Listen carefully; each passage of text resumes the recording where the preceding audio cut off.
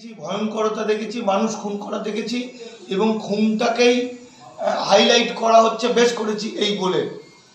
দামাল বাংলা দলিত আদিবাসী মাইনরিটি আন্দোলন লীগ, দামাল বাংলা একটি কনসেপ্ট যেখানে আমরা এনআরসি বিরোধী দলিত আদিবাসী মাইনরিটি এবং মানুষ এবং মানবতাবাদী সমস্ত মানুষের একটি মঞ্চ, যারা এই যে ভয়াবহ অবস্থা, বিজেপি বলছে তার ম্যানিফেস্টো ভোটের ইস্তাহারে বলছে তারা সরকারে এলে প্রথম অধিবেশনে সিএ করবে, অর্থাৎ সিএ সিটিজেনশিপ অ্যামেন্ডমেন্ট অ্যাক্ট। আমাদের দেশে এখন লাগু হয়ে আছে সিএ 2003। সিএ 2003 আইনে বলা হচ্ছে 1948 সালের 19 জুলাইয়ের আগে যদি কেউ দলিল দেখাতে না পারে তাহলে তারা অবৈধ অনুপ্রবেশকারী। অর্থাৎ এই প্রায় 6 কোটি মানুষ, আমি বলছি 10 কোটি 12 কোটির মধ্যে 6 কোটি, কেন আদিবাসীরা কাগজ দেখাতে পারবে না, বহু মুসলিম ভাই কাগজ দেখাতে পারবে না, উদ্বাস্তুরা দেখাতে পারবে না, এদেরকে দাস শ্রমিকে পরিণত করবে। কারণ এর পিছনে আছে আদানি আম্বানির মতো ভয়ঙ্কর কর্পোরেট হাউস, আর তাদের যে চাকর, তাদের যে কুত্তা, সেই নরেন্দ্র মোদী কুকুরকে দিয়ে, অমিত শাহ কুকুরকে দিয়ে ভেউ ভেউ ভেউ ভেউ করে মানুষকে ঠকিয়ে এই মানুষগুলোকে ধরতে চাইছে। এই মানুষগুলোর জমি জায়গা বাড়ি ঘর সমস্ত কিছু তারা লুট করবে, এতটাই নৃশংস। এখন দেখছেন না এই কৃষি আইন নিয়ে কৃষক ভাইরা, অন্নদাতারা যে দীর্ঘদিন ধরে লড়াই করছে, আন্দোলন করছে, কোনো রকমে তাদের প্রতি সহানুভূতি তো নেই। যারা একদিন কৃষকরা ভারত বন্ধ করে দিলে না খেয়ে মরে যাবে বাবুরা, সেই কৃষকদের উচ্ছেদ করার জন্য এখন আবার লকডাউনের কাহিনী তৈরি করা হচ্ছে, মানে গল্প তৈরি হচ্ছে। যদি সত্যি সত্যি করোনা মারাত্মক হয়, যদি বহু মানুষ মারা যায়, তার জন্য দায়ী ওই শয়তান নরেন্দ্র মোদী, তার জন্যও দায়ী নরেন্দ্র মোদী। সুতরাং এই মিথ্যাচারিতা আমরা দামাল বাংলা গোটা পশ্চিমবঙ্গ জুড়ে ঘুরে ঘুরে প্রচার করছি যে এনআরসি এনপিআর সিএ আইনি সচেতনতা। আইনটা লোকে জানে না, বুঝে না। আইন হচ্ছে 1948 সালের আগের কাগজ না থাকলে, যাদের 1948 সালের আগের কাগজ আছে একদম বানান টানান সব ঠিকঠাক, তারা বৈধ নাগরিক। ধরুন আপনার কাগজ আছে কিন্তু আপনার আত্মীয় স্বজনের নেই, পাড়া প্রতিবেশীর নেই, আমাদের সমাজটা ভেঙে দেবে। তাই দামাল বাংলা এই ভোটের একটা অন্যতম নিয়ন্ত্রক শক্তি, মোদী বিজেপিকে হাঁটানো, ঝেঁটিয়ে বিদায় করা, ওদেরকে তাড়িয়ে দিতে পারলে আমরা ওই কোট আনকোট গোবর জল দিয়ে নিকিয়ে বাংলাকে পরিষ্কার করব। বাংলা এবং বাঙালিকে রক্ষা করতে গেলে দামাল বাংলার মতো দামাল ছেলে দরকার। আজকে বহু এখনই খবর এলো উত্তর দিনাজপুরে দামালের গাড়ি অ্যাটাক করেছে বিজেপি, অর্থাৎ প্রায় 8-10 জায়গা থেকে অ্যাটাক করেছে, ভাঙচুর করেছে দামালের ছেলেদের মাঝে। তাতে আমাদের কোনো অনুভূতি নেই। আমরা জানি যে বাঙালিকে বাঁচতে হবে, বাংলাকে বাঁচাতে হবে, এবং তার জন্য এই যারা মারতে আসছে তারাই শেষ হয়ে যাবে। তারা হয়তো বেশিটাই উদ্বাস্তু, এদেরকে ঠকানো হয়েছে, বোকা বানানো হয়েছে, এদের কানের মধ্যে বিষ ঢেকে ঢেলে ঢেলে মুসলমান তো শত্রু, মুসলমান তো শত্রু করা হয়েছে। আসলে দামাল বাংলা আজকে মুর্শিদাবাদে এসেছি, আমরা মালদাতে এখানে কাজ করে মানুষকে সচেতন করে আমরা চারিদিকে ঘুরছি, এইটাই কাজ। দেখুন এই যে মাস্ক যেটা আমরা পড়ি 10 টাকা দামের, এগুলো কিছুই হয় না। এর বরং কোভিড যদি কারো না থাকে, কোভিড হয়ে যাবে, তার কারণ তার নাক বন্ধ হয়ে যাচ্ছে, তার অনেকের কষ্ট হচ্ছে, এই টোটালটা ড্রামা। আপনি দেখবেন কোনো গ্রামে কোনো গরিব মানুষ কোভিডে মারা যাচ্ছে না, এটা ছড়ানো হচ্ছে। আবার অনেক ক্ষেত্রে যেটা ঘটেছে, কোভিড ভয় দেখিয়ে মানে হসপিটালে নিয়ে গিয়ে মেরে দেওয়া হয়েছে।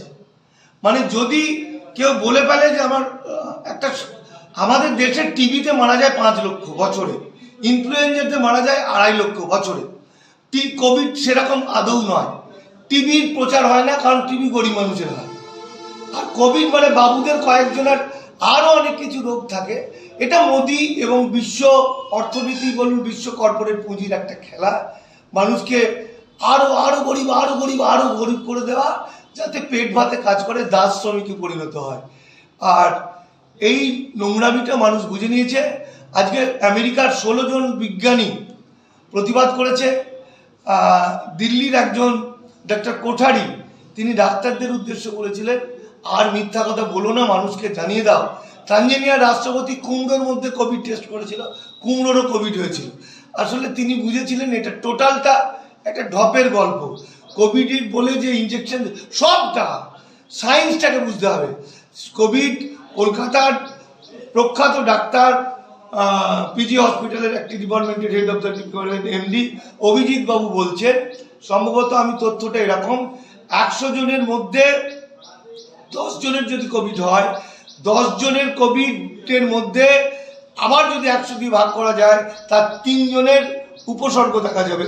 সেই 3 জনের মধ্যে যদি 100 জনকে ভাগ করা যায়, তাহলে 2 জন হয়তো মরতে পারে। তো এর মৃত্যু পার্সেন্টেজ হচ্ছে 0.2%। এই যে আজকে যে ছবিগুলো দেখছে, প্রচুর ছবি দেখবেন, শ্মশান শ্মশান শ্মশান, এই ছবিগুলো অন্য কোনো সিনেমা শুটিং থেকে ঝাড়া। হ্যাঁ, 2, সত্যি সত্যি এরা আমাদের যেমন মানুষগুলোকে হিন্দু মুসলমান দাঙ্গা লাগানোর জন্য শীতলকুচিতে মার্ডার করলো, যেমন আমাদের পুলওয়ামাতে সৈনিকদের মার্ডার করে দিল বিজেপি, তো সেরকমভাবে এরা 200-500কে মেরে দিয়ে পুড়িয়ে দেওয়া কোভিড বলে এটা কিছুই নয়। এটা ওদের কাছে, এর পিছনে আছে কর্পোরেট পুঁজি। এনআরসি হলে পরে এই 6 কোটি 7 কোটি বাংলার মানুষের তাদের জমি বাড়ি, প্রভিডেন্ট ফান্ড, টাকা পয়সা সমস্তটা নিয়ে নেবে। সুতরাং ওইসব কোভিড ওইসব অনেক পরীক্ষা নিরীক্ষার, এটা সায়েন্সটাকে বুঝতে হবে। একটা হোমিওপ্যাথি ডাক্তার কি সুন্দর ব্যাখ্যা করেছিল, রোগটা নেই তা না, কোভিড বহুদিন আগে থেকেই হয়, কিন্তু এখন যেটা হচ্ছে এটা অনেকটা পরিকল্পিত, প্ল্যানফুলি। কি অভিমত? আমার অভিমত খুব ভালো তা নয়। তার কারণ হচ্ছে, প্রথম কথায় পজিটিভ দিক হচ্ছে মানুষের, ওরা যেমন হিন্দু হিন্দু হিন্দু হিন্দু করেছে, আমাদের সেরকম no vote to BJP, no vote to BJP, বিজেপিকে একটু ভোট দেয়, এটা কানে শোনার পক্ষে ঠিক আছে। কিন্তু ভারতবর্ষের এই পোড়ার দেশে মানুষ খেতে পাক না পাক একটা দিনকে নিজের স্বাধীন বলে মনে করে, সেটা ভোটের দিন থেকে। সে স্বাধীন হোক না হোক, তার কাছে অন্তত একটা পথের ভিখারির কাছে একটা কোটি কোটি টাকার বদমাইশ শয়তান যে ভোটে দাঁড়িয়েছে, সে এসে পা ধরে আমাকে ভোটটা দেবে, তো এটাকে মানুষ এনজয় করে। তো সেটাকেও যদি কেউ বেঁধে দিয়ে বলে ওকে ভোট দিবি না, ওকে ভোট দিবি না, এই ডিকটেট করাটা মনে হয় খুব একটা মানুষ ভালো চোখে নেয় না। মানুষ ঠিক করবে কাকে ভোট দেবে কি দেবে না, সেই জায়গাটা বুঝিয়ে দেওয়া যেতে পারে কারা কিরকম।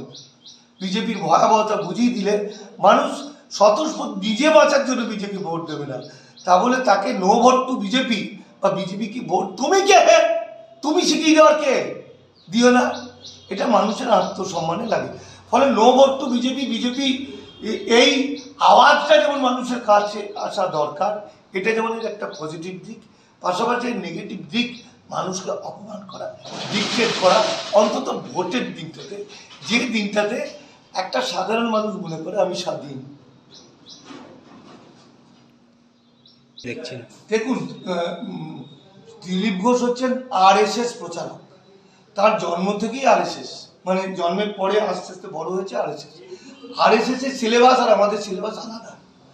RSS গরিব মানুষের ছেলেগুলোকে ছোটবেলা থেকে মাথায় হিন্দুত্ব মনুসংহিতা ঢুকিয়ে দেওয়া হয়। এদের দ্বিতীয় সরসংঘ চালক RSS এর গোলওয়ালকার, যিনি মারাঠি ব্রাহ্মণ, যিনি ছিলেন হিটলারের ভক্ত, যিনি মনে করতেন হিটলার হলো পৃথিবীর শ্রেষ্ঠ লোক, এবং হিটলার তার জাতিকে বাঁচাতে আর্য রক্ত বা ব্রাহ্মণ রক্তের জন্য 60 লক্ষ ইহুদিকে হত্যা করেছিলেন, এটা ঠিক করেছিলেন। এবং সেই পদ্ধতিতে ভারতবর্ষে মুসলমান বা SC ST OBCতে শেষ করতে হবে, এটা ওনার মত।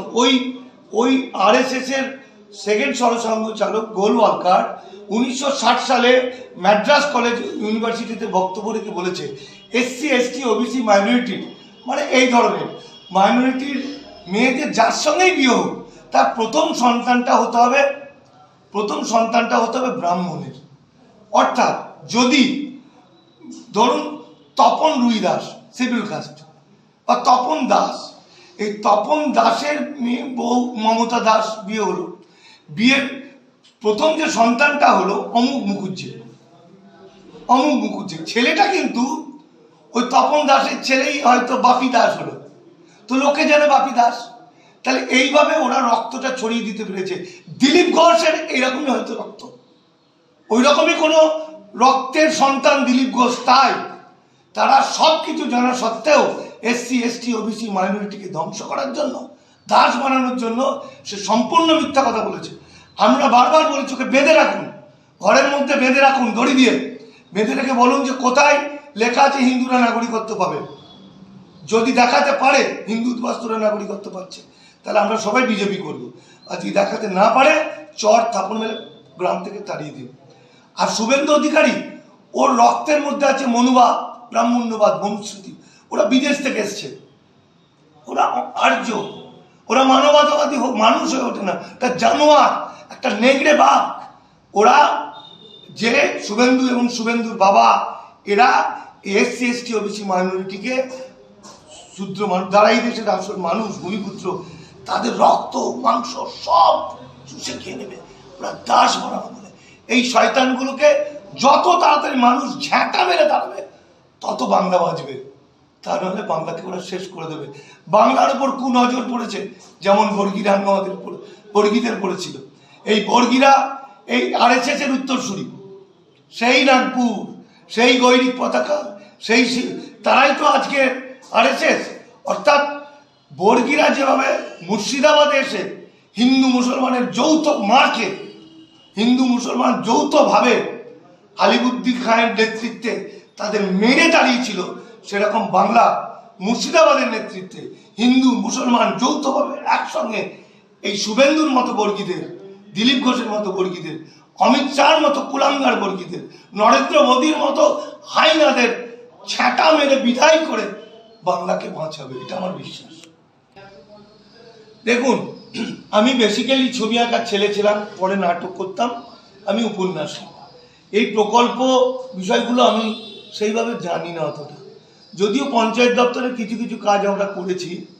তবে এই কিছু করে ছুড়ে দেওয়া, মানুষ যাতে ওই নিয়েই থাকে, অর্থাৎ গোটা পশ্চিমবঙ্গে এমন একটা অবস্থা হয়েছে, প্রতিটি পরিবার কিছু না কিছু পেয়েছে, অর্থাৎ পাইয়ে দেওয়ার রাজনীতি। কেউ সাইকেল পেয়েছে, কেউ চপ্পল পেয়েছে, কেউ কিছু না কিছু বাড়ি পেয়েছে, কিছু না কিছু পেয়েছে। দেশকে ভালোবাসা, মানুষের উন্নয়ন, শিক্ষার উন্নয়ন, সেসবের দিকে কারো নজর আছে বলে আমার মনে হয় না। তবে আমরা ওইসবের ঊর্ধ্বে উঠে এই ভয়ঙ্কর বিপদের হাত থেকে বাঁচানোটাই আমরা প্রথম মনে করছি। আর এই যে সরকারটা তৃণমূল আছে, তার একদম নিচের স্তরের লোকগুলো তো এত বদমাইশ, আম্পার ফাম্পার, দুর্নীতি, কাটমারি ফাটমারি এমন করে দিয়েছে, তা না হলে বিজেপির এখানে দাঁত ফোটানোর ক্ষমতা ছিল না। তাদের নিজেদের নোংরামি বদমাইশির জন্য। আর তারা কারা? এই লোকগুলোই তো সিপিএমে ছিল, 34 বছরের সিপিএমে ছিল, তারাই তো তৃণমূলে এসছে, তারাই বিজেপিতে গেছে। মানুষের নৈতিক চরিত্রের পতন ঘটেছে। আমি ভালো থাকবো, অর্থাৎ মানুষ ভালো থাকবে, আমরা সবাই ভালো থাকবো, তার দিকে যাচ্ছে। সরকারকে কি করবে?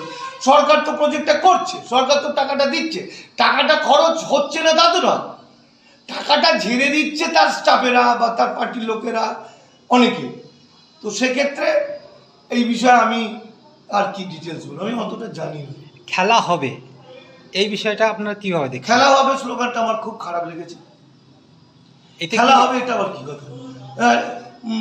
গাড়ি নিয়ে যাচ্ছে, সে মনে হচ্ছে যেন কতগুলো উচ্ছৃঙ্খল যুবক, সে বিরাট জোরে জোরে বাজনা বাজিয়ে হ্যাঁ করে যাচ্ছে, খেলা হবে করে যাচ্ছে। একদিকে মোদিরা সুদ ব্রেনে মানুষকে দাস বানানোর জন্য সমস্ত প্রকল্প করেছে, হিন্দু মুসলমানকে শেষ করে দেবে, এটা একটা যুদ্ধ। আর এরা খেলা হবে কি হবে? ফলে এটা আমার খুব একটা পছন্দ হয় না, কোনো রুচিশীলতা আছে বলে আমার মনে হয় না। এই সরকারের ভবিষ্যতে এদের ভাবা দরকার, কিন্তু কি করবে, মানুষ যাবে কোথায়? সিপিএম বলে দিচ্ছে বিজেপিকে ভোট দাও, বিজেপিকে ওকে জেতাতে হবে, আর বিজেপি সে শেষ করে দেবে। আব্বাস বিজেপি ভোট কাটার জন্য এসছে, মানুষ বাঁচতে গেলে তৃণমূলকে ভোট দিতে হবে যদি বাঁচতে চায়। তো এই খেলা হবেই কারণে শুনতে হবে, কিন্তু এছাড়া কোনো রাস্তা নেই। আপনার পরিচয় আর একটু। আমার নাম মানিক ফকির, আমি একজন লেখক, দামাল বাংলা সংগঠনের আমি একজন গোদাবলী।